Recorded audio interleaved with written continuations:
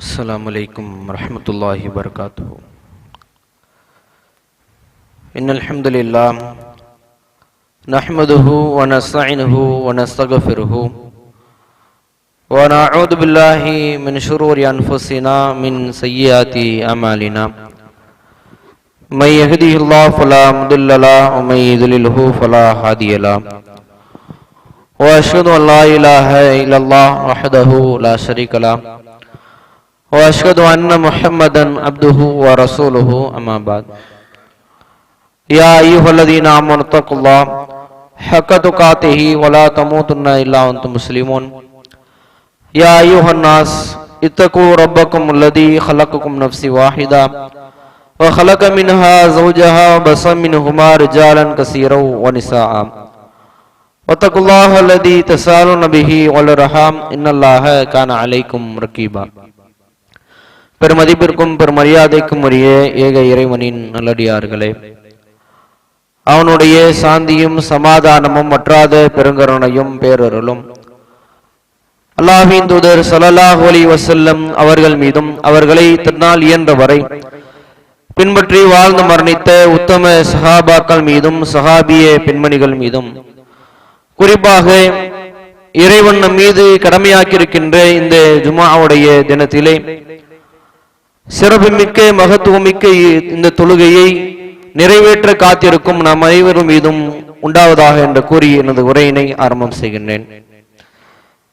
கண்ணியமிக்கவர்களே,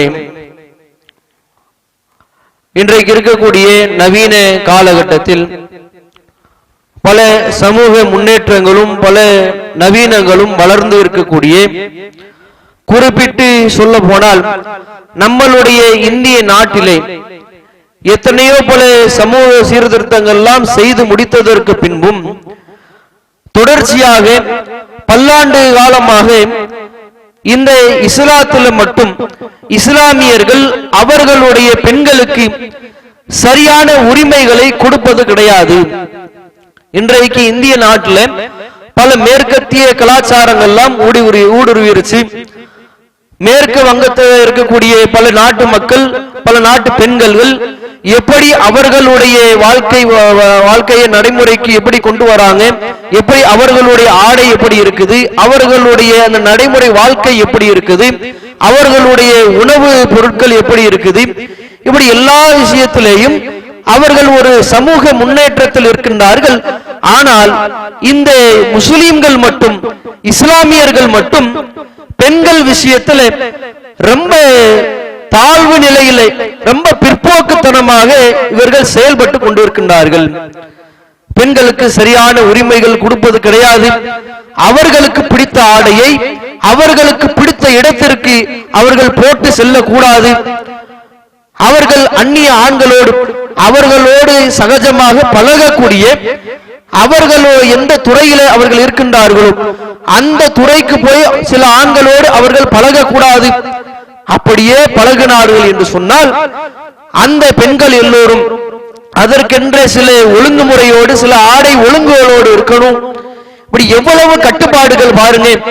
இந்த முஸ்லிம்கள் என்றாலே இந்த பெண்களை அடிமைத்தனம் படுத்துறது தான் அன்றைக்கு முகமது என்ற அவருடைய காலகட்டத்திலிருந்து இப்ப வரைக்கும் இவர்களுக்கு இதே தொழுவாடுதான் என்று பல்லாண்டு காலமாக நம்மளுடைய இந்த மார்க்கத்தின் மீது இவர்கள் வைக்கக்கூடிய வெறுப்பு பிரச்சாரம் தான் இது.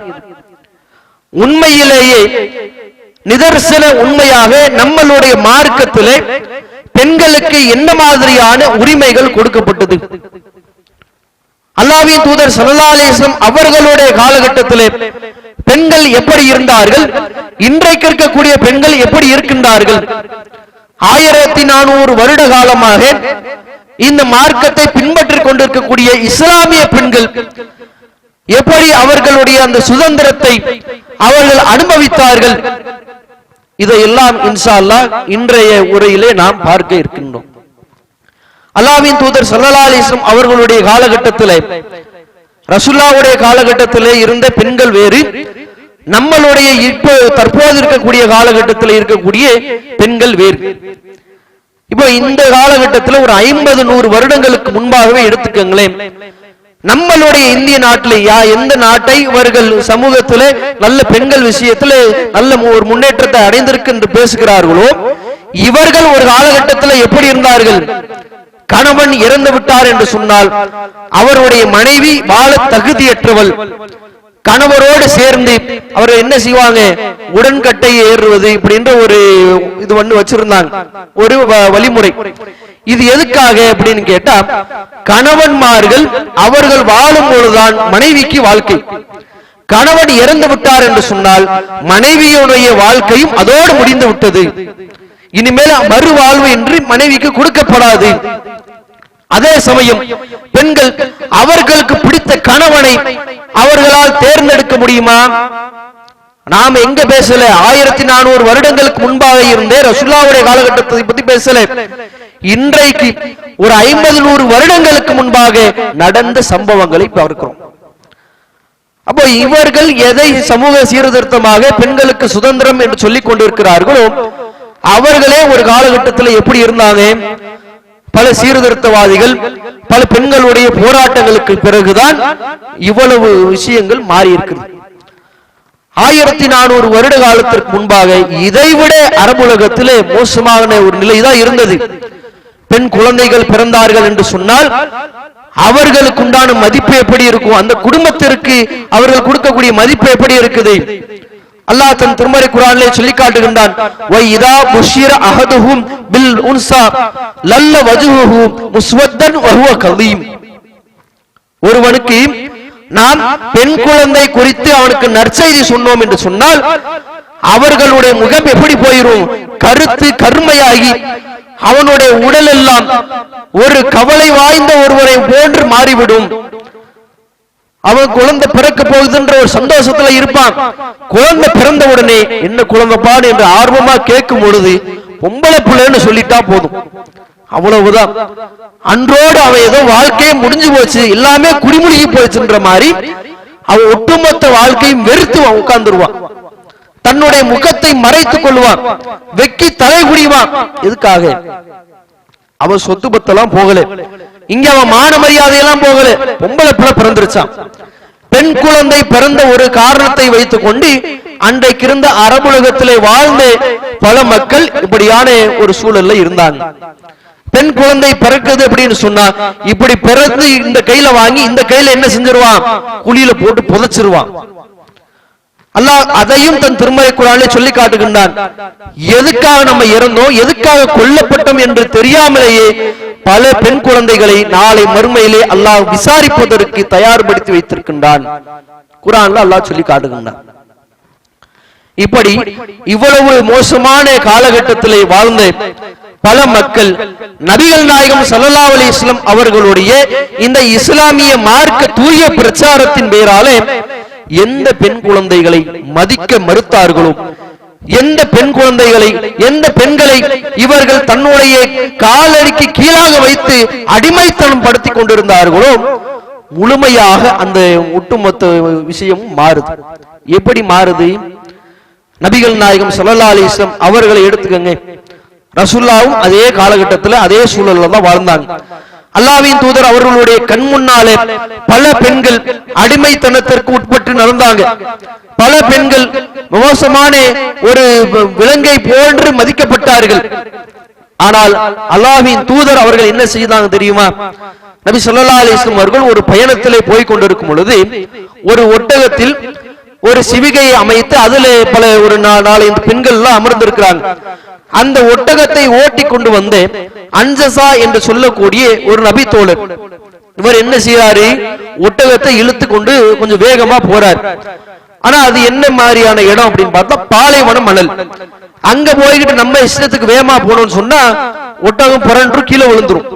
அப்ப ரசூல் ஸல்லல்லாஹு அலைஹி வஸல்லம் அவர்கள் அன்ஜசா அவர்களை பார்த்து சொல்றாங்க, யா அன்ஜசா ருவைதக அன்ஜசா, அன்ஜசாவே பில் கவாரீர், அந்த கண்ணாடி குடுவைகளை நீ பார்த்து நடந்துக்க. யார் ரசூல் ஸல்லல்லாஹு அலைஹி வஸல்லம் இந்த இடத்துல சொல்றாங்க? அந்த பெண்களை குறித்து அல்லாஹ்வின் தூதர் அவர்கள் பேசுகின்றார்கள். உன்னுடைய ஒட்டகத்தின் மீது அமர்ந்திருக்கின்றார்களே அந்த கண்ணாடி குடுவைகளை உடைத்து விடாதே, ஃபலா தக்ஸீரில், அவர்களை உடைச்சிராத. அப்போ ரசூல் ஸல்லல்லாஹு அலைஹி வஸல்லம் அவர்கள் பெண்களுக்கு கொடுக்கக்கூடிய மதிப்பு மரியாதை பாருங்க. பெண்கள் என்றால் கண்ணாடியை போன்றவர்கள். அதனால அவர்களை பார்த்து நீ கையாளு என்று அன்சா அவர்களுக்கு ரசூல் ஸல்லல்லாஹு அலைஹி வஸல்லம் அவர்கள் கட்டளை போடுறாங்க. இப்ப பெண்களை குறித்து அல்லாஹ்வின் தூதர் அவர்கள் இவ்வளவு அழகாக இந்த ஒற்றை வார்த்தையின் மூலமாக நமக்கு புரிய வைக்கின்றார்கள். அல்லாஹ்வும் தன் திருமறை குர்ஆன்ல அதைத்தான் சொல்லி காட்டுகின்றான். வலஹுன்ன மிஸ்லுல்லதி அலைஹின்ன பில் மஅரூஃப். எப்படி பெண்களுக்கு பல கட்டுப்பாடுகள், பல கடமைகள், ஆடை விஷயத்துல கடமை, கணவன் விஷயத்துல கடமை, எல்லா விஷயத்திலையும் அவர்களுக்கு கட்டுப்பாடு உண்டு. கட்டுப்பாடு இல்லாம இல்லை. அந்த கட்டுப்பாடுகளும் கடமைகளும் இருப்பது போன்று அவர்களுக்கு உரிமைகளும் அழகான முறையில கொடுக்கப்பட்டிருக்கிறது. அந்த உரிமைகளை நம்ம என்ன செய்யணும்? பார்த்து நடந்துக்கணும். இதைத்தான் அல்லாஹ் நமக்கு கட்டளையாக இருக்கின்றார். ரசூல் ஸல்லல்லாஹு அலைஹி வஸல்லம் அவருடைய காலகட்டத்திலே எந்த பெண் குழந்தைகள் எல்லாம் இவர்கள் கீழ் மட்டமாக நினைத்து வந்தார்களோ அந்த நிலைமையை ரசூல் ஸல்லல்லாஹு அலைஹி வஸல்லம் அவர்கள் பல ஆண்டுகால மார்க்க பிரச்சாரத்திற்கு பின்பாக மாற்றுறாங்க. அந்த மாற்றத்தை ஒரு முழு ஹதீஸின் மூலமாக நாம தெரிந்து கொள்ளலாம். அல்லாஹ்வின் தூதர் அவர்கள் ஹுனைன் என்ற ஒரு மாபெரும் யுத்தத்திற்கு ரசூலுல்லாஹ் போயிருக்கிறாங்க. அந்த யுத்தத்துல பல இஸ்லாமியர்கள், பல சஹாபாக்களும், பல சஹாபிய பெண்மணிகளும் கூட, பல குழந்தைகளும் கூட அந்த போர்க்களத்திற்கு போனாங்க. எதிரி படை பார்த்தீங்கன்னு சொன்னா ரொம்ப சொற்பமான படை. அல்லாஹ்வும் அல்லாஹ்வின் தூதர் ஸல்லல்லாஹு அலைஹி வஸல்லம் அவர்கள் இறைவனுடைய மாபெரும் கிருபையினால, அல்லாஹ்வுடைய உதவியினால எப்படியோ அந்த போர்க்களத்தை வென்று முடிச்சிடுறாங்க. வெற்றி அடைஞ்சாச்சு. இப்ப இந்த ஹுனைன் யுத்தத்தினுடைய வெற்றிக்கு பின்பாக சில குழந்தைகள், சில மக்களுக்கு ரசூல் ஸல்லல்லாஹு அலைஹி வஸல்லம் அவர்கள் கனிமத்து பொருட்களை அவங்க பங்கிட்டு கொடுத்துக்கிட்டு இருக்கிறாங்க. அந்த நேரத்துல ஒரு பெண் குழந்தை ஒண்ணு அந்த போர்க்களத்துல, அந்த யுத்த களத்துல அங்கே இங்கேயுமா நடமாட்டிக்கிட்டு இருக்கிறத பாக்குறாங்க. அதை பார்த்த உடனே அலி ரலியல்லாஹு அன்ஹு இருக்கிறாங்கல்ல, ஓடோடி போய் அந்த குழந்தையை எடுத்து அவங்க கையில வச்சுக்கிறாங்க.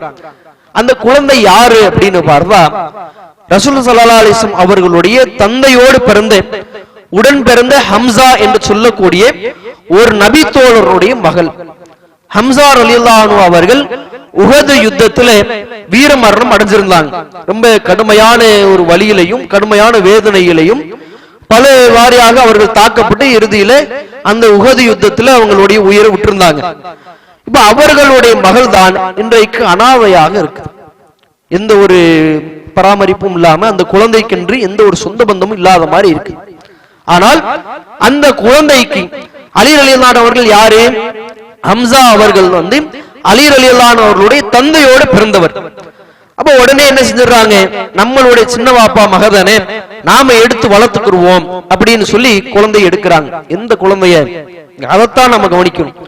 ஒரு பெண் குழந்தையை எவர்கள் பெண்களை எல்லாம் அசிங்கமாகவும் மட்டமாகவும் ரொம்ப தரக்குறைவாக நினைத்தார்களோ அவர்கள் என்ன செய்யறாங்க? அலி ரலியல்லாஹு அவர்கள் அந்த குழந்தையை எடுக்கிறாங்க. சரி, அலி அவங்க கூட ரசூலுல்லாஹ்வோடு சிறுபிராயத்திலிருந்தே வளர்ந்ததுனால அந்த மனப்பான்மையெல்லாம் ஒரு இல்லைன்னு நம்ம சொல்லலாம். உடனே ஜாஃபர் பின் அபி தாலிப் அவர்கள் வராங்க.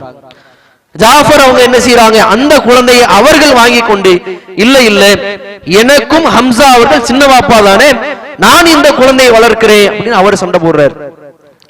இன்னொரு நபி தோழர் வரார், ஸைத் பின் ஹாரிஸா என்று சொல்லக்கூடிய இன்னொரு நபி தோழர் வரார். அவரும் அந்த குழந்தையை வாங்கி கொண்டு, நான் இந்த குழந்தையை வளர்க்கிறேன். ஹம்சா அவர்கள் என்னை யார் வளர்த்தாரோ அவருடைய தந்தையோடு பிறந்தவர் தான். ஸைத் பின் ஹாரிஸா அவங்களை யார் வளர்த்தது? வேற யாரும் இல்லை, அல்லாஹ்வின் தூதர் தான் வளர்த்தாங்க. ரசூல் ஸல்லல்லாஹு அலைஹி வஸல்லம் அவர்களுடைய வளர்ப்பு மகனை போன்றுதான் ஸைத் அவர்கள் என்ன செஞ்சாங்க? வளர்ந்து வந்தாங்க. அப்போ அதனால நானும் இந்த குழந்தையை வளர்ப்பதற்கு கடமைப்பட்டிருக்கிறேன், நான் இந்த குழந்தையை வளர்க்கிறேன் அப்படின்னு சொல்லி ஸைத் பின் ஹாரிஸா அவர்களும் போட்டி போடுறாங்க. அப்ப நபிகள் நாயகம் ஸல்லல்லாஹு அலைஹி வஸல்லம் அவர்கள் நீங்க என்ன செய்யுங்க, உங்களுக்கு யார் இந்த குழந்தைக்கு ரொம்ப நெருக்கமானவர்கள் பாருங்க. ஜாஃபர் பின் அபி தாலிப் அவர்களை பார்த்தோம் அப்படின்னு சொன்னா, ஜாஃபர் அவர்கள் அந்த குழந்தைக்கு எப்படி வேணும் அப்படின்னா, அந்த குழந்தையோடு தந்தை இருக்கிறார்ல, அவரோடு பிறந்தவருடைய மகன் தான் யாரு? ஜாஃபர் பின் அபி தாலிப். அதே மாதிரி ஜாஃபர் பின் அபி தாலிப் அவருடைய மனைவி இருக்கிறாங்கல்ல, அவர்கள் இந்த குழந்தையுடைய தாயோடு பிறந்த சின்னம்மா தான் அவங்க. அப்போ இவங்க தான் ஜாஃபர் பின் அபி தாலிப் தான் இந்த குழந்தைக்கு ரொம்ப நெருங்கிய சொந்தமாக இருக்கிறாங்க. தாயும் சொந்தம், தந்தையும் சொந்தம். அதனால இந்த குழந்தை என்ன செஞ்சிருங்க, ஜாஃபர் பின் அபி தாலிப் இடத்தை கொடுத்துருங்கன்னு சொல்லி கொடுத்து அனுப்புறாங்க. இப்ப இந்த செய்தியின் மூலியமாக அல்லாஹ்வின் தூதர் அவர்கள் நமக்கு எதை கற்றுக் கொடுக்கிறாங்க பாருங்க. பெண் குழந்தைகளை, பெண்களை இந்த இஸ்லாமிய மார்க்கம் அடிமைத்தனம் படுத்துது, அவர்களுக்கு உண்டான உரிமைகளை கொடுக்க மறுக்குது அப்படின்னு பேசுறாங்களே. ஒரு பெண் குழந்தைக்கு அல்லாஹ்வின் தூதர் அவர்கள் எவ்வளவு மகத்துவத்தையும் மதிப்பையும், அந்த குழந்தையை வளர்ப்பதன் மூலியமாக கிடைக்கக்கூடிய கண்ணியத்தையும் ரசூலுல்லாஹ் எப்படி வளர்க்கிறாங்க பாருங்க. எந்த அளவிற்கு தன்னுடைய சஹாபாக்களுக்கு அவர்கள் புரிய வைத்திருந்தார்கள் என்றால், எந்த அளவிற்கு மார்க்க பிரச்சாரம் பண்ணியிருந்தார்கள் என்றால், ஒரு குழந்தைக்காக 3 நபி தோழர்கள் பாடுபடுவாங்க. 3 நபி தோழர்கள் எப்படி சண்டை போடுவாங்க செஞ்சிச்சு பார்க்கணுமா இல்லையா? நம்மளுடைய மார்க்கத்தில் பெண்கள் தொடர்பாக என்ன சொல்லப்படுது? அன்றைக்கு இந்த காலகட்டத்தில் ரசூல் ஸல்லல்லாஹு அலைஹி வஸல்லம் அவர்கள் மார்க்க பிரச்சாரம் செய்வதற்கு முன்பாக பெண்களுக்கு எந்த உரிமையும் இல்லை. திருமணம் முடிக்கும் பொழுது அவர்களுக்கு பிடித்த நபரை திருமணம் முடிக்க முடியாது. அதே சமயம் திருமணம் முடிச்சு வச்சுட்டாங்க, பெத்தவங்களே முடிச்சு வச்சுட்டாங்கன்னு வச்சுக்கோங்களேன். பெத்தவங்க முடிச்சு வச்ச அந்த நபரோடு அவன் எப்பேற்பட்டவனாக இருந்தாலும் அவனோட தான் வாழணும். அவன் மூலியமா குழந்தை பிறக்கும். அவன் மரணிச்சுட்டான்னு சொன்னா இந்த தாய் எப்படி மதிக்கப்படுவா? கணவனை இழந்த ஒரு பெண் என்பதனால ரொம்ப அந்த சமுதாயத்திலே ஒரு கீழ்மட்ட நிலைக்கு போயிருவா. அந்த மகன் சொல்லுவதைத்தான் அந்த தாய் கேட்கணும். அந்த மகன் என்ன கட்டளை போடுறானோ அதற்கு அப்படியே இந்த தாய் பணிஞ்சு போகணும். ரசூல் ஸல்லல்லாஹு அலைஹி வஸல்லம் அவங்க அந்த முன்னாடி வாழ்ந்த அந்த காலகட்டத்தினுடைய அந்த நிகழ்வுகளை எல்லாம் சஹாபாக்களுக்கு எடுத்து சொல்றாங்க. என்ன சொல்றாங்க? அந்த குழந்தை, அந்த தாய் இருக்காங்கல்ல, அவங்க தன்னுடைய மகனுடைய கட்டுப்பாடுல இருக்கிறதுனால மகன் நினைச்சா என்ன செய்வான், தன்னுடைய தாய்க்கு வேற திருமணம் முடிச்சு வைப்பான். இல்ல அப்படின்னா ஒரு இருட்டு அறையில பூட்டி வச்சு காலாகாலத்துக்கும் அந்த அறையிலேயே அந்த தாயினுடைய வாழ்க்கையை முடிச்சிருவான். இல்ல அப்படின்னா இன்னும் சில காட்டு மிராண்டித்தனமான மக்களும் அங்கே இருந்தார்கள், தன்னுடைய தாயவே திருமணம் முடிச்சு கொண்டவர்கள். இவ்வளவு மோசமான ஒரு அறியாமை காலகட்டத்தில் வாழ்ந்த அந்த மக்கத்து காஃபிர்களை நபிகள் நாயகம் ஸல்லல்லாஹு அலைஹி வஸல்லம் வார்த்தெடுக்கிறாங்க. அவர்களுக்கு தாய்மையினுடைய மகத்துவத்தை புரிய வைக்கிறாங்க. ரசூலுல்லாஹ்விடத்துல ஒரு சஹாபி கேட்டார்ல, நான் இந்த உலகத்திலேயே அதிகமாக உறவாடுவதற்கு, நட்புணர்வு கொள்வதற்கு தகுதியானவங்க யாரு? உம்முக்க. ரசூல் ஸல்லல்லாஹு அலைஹி வஸல்லம் ஏற்கனவே பல முறை சொல்லி இருக்கிறாங்க, உன்னுடைய உயிரை காட்டிலும் நான் தான் உனக்கு ரொம்ப மதிக்கப்பட வேண்டியவனா இருக்கணும் அப்படின்னு சொல்லியிருக்காங்கல்ல. அல்லாஹ்வின் தூதரைத்தானே ரசூலுல்லாஹ் முதல்ல சொல்லியிருக்கணும், தன்னைத்தானே முதல் இடத்துல வச்சிருக்கணும்.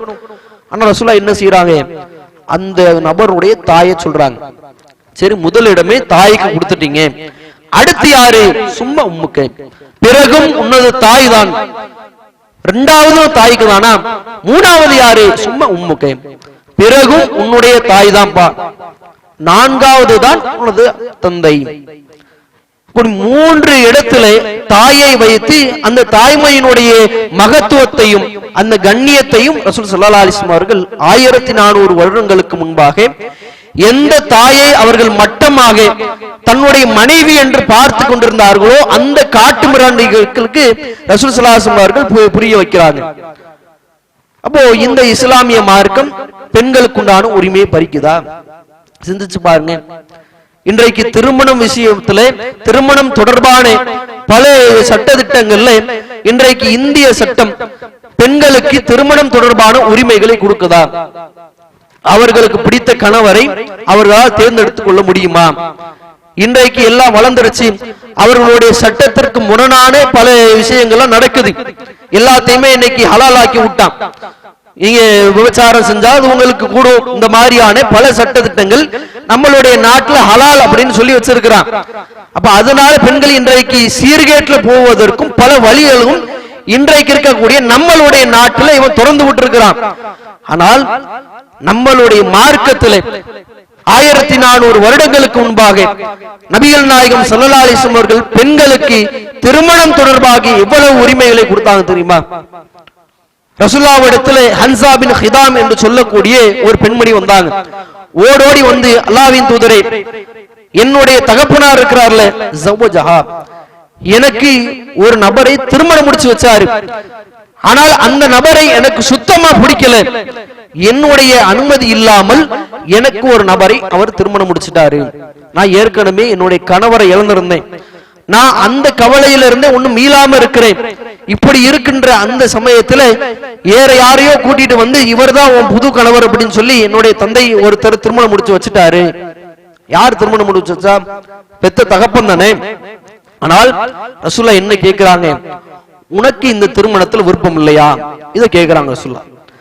ஹன்சா பின் ஹிதாம் அவர் சொல்றாங்க, இல்ல ரசூலுல்லாஹ், எனக்கு இந்த திருமணத்துல துளி அளவும் விருப்பம் இல்லை அப்படின்றாங்க. உடனே அல்லாஹ்வின் தூதர் அவர்கள் ரத்த நிக்காஹ், அந்த திருமணத்தை முழுமையாக ரசூலுல்லாஹ் ரத்து செய்றாங்க. திருமணம்லாம் முடிஞ்சிருச்சு. முடிந்த திருமணத்தை ரசூலுல்லாஹ் என்ன சொல்றாங்க, முழுமையாக இந்த திருமணம் செல்லாது, இது காலாவதி ஆகி போச்சு இந்த திருமணம். ஏன்? மணமகளுக்கு அந்த திருமணத்திலே எந்த ஒரு துளி அளவும் விருப்பம் இல்லாமல் இந்த திருமணம் நடைபெற்றிருக்குது. அந்த பெண்ணிடத்துல நீங்க கேட்கணுமா இல்லையா, இந்த திருமணத்துல உனக்கு சம்மதமா இல்லையா என்று அந்த பெண்ணிடத்தில் ஒரு வார்த்தை கூட கேட்காமல் இந்த திருமணம் நடந்ததுனாலே இதை அல்லாஹ்வின் தூதர் ஸல்லல்லாஹு அலைஹி வஸல்லம் அவர்கள் மறுக்கிறாங்க. அப்ப பெண்கள் தொடர்பாக இந்த திருமணம் விஷயத்திலே அல்லாஹ்வின் தூதர் அவர்கள் ஏன் இப்படி சொல்லணும்?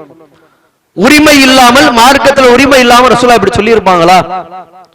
இப்படி திருமணத்தில் அவர்களுக்கு பிடித்த கணவரை தேர்ந்தெடுப்பதற்கு நம்மளுடைய மார்க்கம் எப்படி வழிவகுத்து கொடுத்திருக்குதோ அதே போன்றுதான் அந்த ஏற்கனவே திருமண ஒப்பந்தத்தில் இருக்கக்கூடியவர்கள் அந்த திருமணத்தை முடித்துக் கொள்வதற்கும் பல வழிமுறைகளை, பல உரிமைகளை பெண்களுக்கு அல்லாஹ் தஆலா கொடுத்து வைத்திருக்கிறார். இப்ப இன்றைக்கு எடுத்துக்கங்களேன், ஒரு ஆணுக்கு தன்னுடைய மனைவியை பிடிக்கல அப்படின்னா என்ன செய்வோம்? மனைவியை பிடிக்கலன்னு சொன்னா அதற்குண்டான தக்க காரணத்தை முதல்ல சொல்லணும். இந்த பெண் இப்படி இருக்கிறார், இவள் இடத்துல இந்த மாதிரியான நடத்த கெட்டத்தனம் இருக்குது, இல்ல அவ இப்படி பண்றா இப்படி பண்றான்னு சொல்லி உரிய காரணம், அந்த காரணம் ஏற்றுக்கொள்ளத்தக்க வகையில இருக்கணும். ஒரு கணவன் தன்னுடைய மனைவியை விவாகரத்து செய்ய வேண்டும் என்றால், தலாக் விட வேண்டும் என்றால் இவ்வளவு ரூல்ஸ் அண்ட் ரெகுலேஷன்ஸ் எல்லாம் இருக்குது. முதல்ல என்ன சொல்லணுமா? காரணம் சொல்லணும். நம்மளுடைய மார்க்க சட்டங்க இது, ஆண்களுக்கு அல்லாஹ் கொடுக்கக்கூடிய சட்டம். உன்னுடைய மனைவியை பிரியணும் என்றால் உரிய காரணம் சொல்லு. காரணம் ஏற்றுக்கொள்ளத்தக்க வகையில் இருந்துச்சுன்னு சொன்னா முதல் தலாக் விடு. தலாக் விட்டா சில பிரிஞ்சிடலாமா? பிரியக்கூடாது. 3 மாச காலம், 3 மாதவிடாய் காலம் நீ காத்துரு. சரி, அந்த மனைவி இருந்து பிரிஞ்சாவது இருக்கலாமா? முழுமையா பிரியல, மனைவி இடத்துல இருந்து அவங்க வீட்டுக்கு அனுப்பிச்சிடலாமா? அதுவும் கூடாது. உன் வீட்டுல உன்னுடைய கண் முன்னால்தான் அந்த பெண்மணி இருப்பா. அந்த 3 மாதவிடாய் காலம் முடிந்ததற்கு பின்பும் உனக்கு பிடிக்கலையா, 2வது தலாக் கொடு. அதுக்கப்புறம் நீங்க முழுமையாக பிரிய முடியாது, கணவன் மனைவி என்ற இந்த பந்தத்திலிருந்து வெளியே வர முடியாது. ஆனா என்ன செய்யலாம்? கொஞ்சம் ஒதுக்கிக்கிறலாம், அவ்வளவுதான். 3வது இன்னும் 3 மாதவிடாய் காலம் காத்திருந்து 3வது தலாக் விட்டதுக்கு அப்புறம் தான் நீ என்ன செய்யணும்? உன்னுடைய கணவன் என்ற அந்தஸ்துல இருந்து உன்னுடைய மனைவி நீ விலக்கி கொண்டு போகணும்.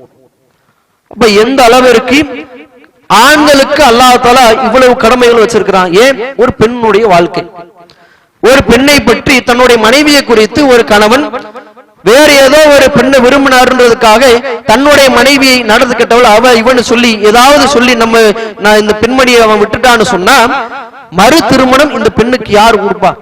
மறு வாழ்வு இந்த பெண்ணுக்கு என்ன இருக்குது? இப்ப இதையெல்லாம் அனுசரித்துதான் நம்மளுடைய மார்க்கம் இவ்வளவு சட்டங்களை ஆண்களுக்கு அல்லாஹ் கொடுத்திருக்கிறான். ஒரு பெண்ணுக்கு தன்னுடைய கணவனை பிடிக்கல, அப்ப அந்த பெண்ணுக்கு அல்லாஹ் கொடுக்கக்கூடிய சட்டம் என்ன? ஒரு சட்டமும் இல்லை. காரணம் சொல்லு. காரணம் ஏற்றுக்கொள்ளத்தக்க வகையில இருந்தா இல்லையா அதெல்லாம் பார்க்காத. காரணம் இருக்குதா? இருக்குது. சொல்ல முடியுமா? சொல்ல முடியாது, தேவையில்லை, காரணம் தேவையில்லை. இப்ப என்ன செஞ்சிடணும்? திருமணத்தில இருந்து நீ விலகிக்கும். உடனடியாக உனக்கு ஹுலா என்று கொடுக்கப்படும். ஒரே ஒரு மாதவிடாய் காலம் மட்டும் நீ காத்திருந்து விட்டு உனக்கு பிடித்த நபரை திருமணம் முடிச்சு கொண்டு போலாம். இப்ப எவ்வளவு பெரிய உரிமையை பெண்களுக்கு அல்லாஹ் கொடுத்திருக்கிறான்.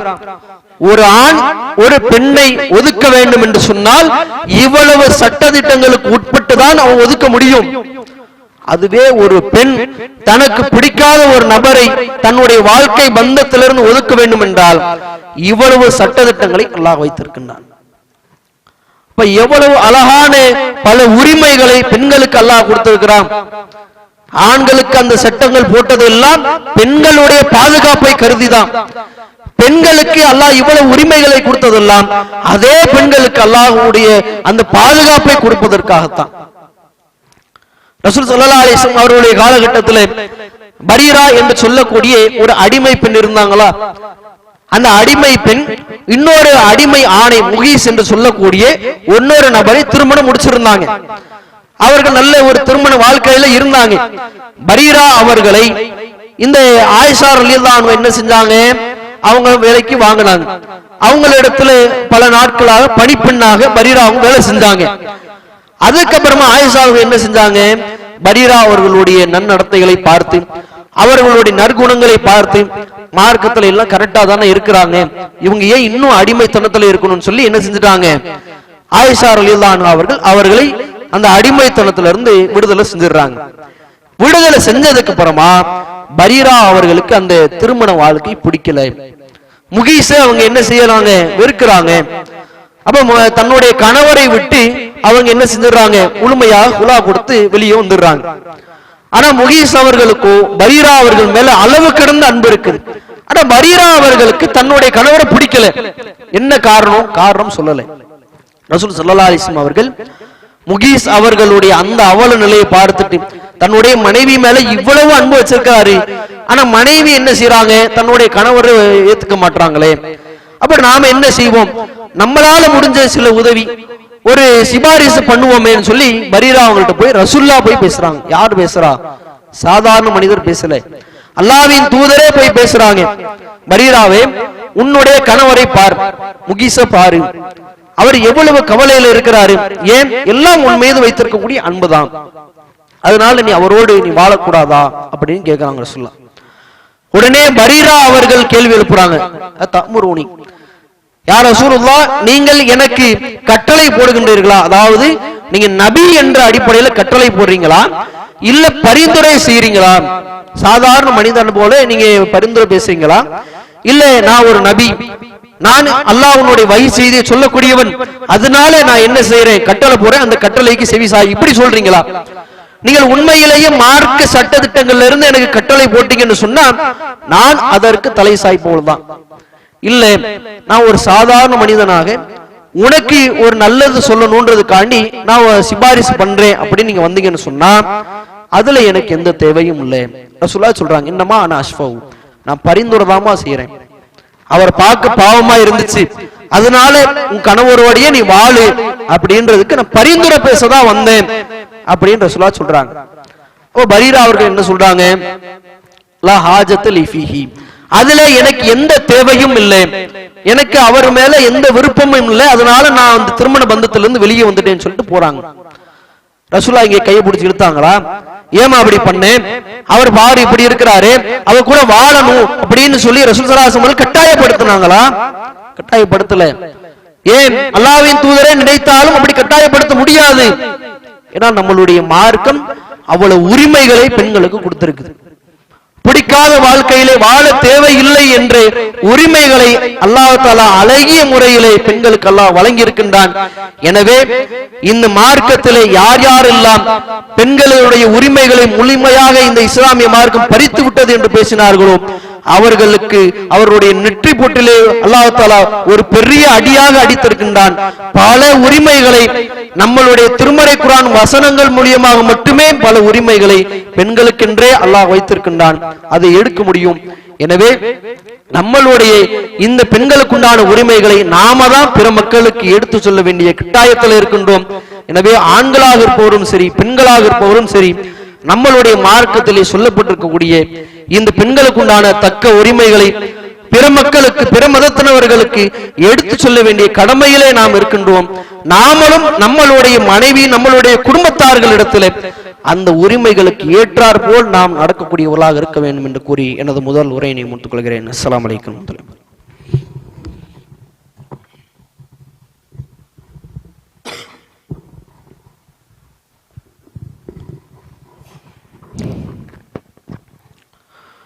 அஸ்ஸலாமு அலைக்கும் வரஹ்மத்துல்லாஹி வபரகாத்துஹு. அல்ஹம்துலில்லாஹ். கண்ணியமிக்கவர்களே,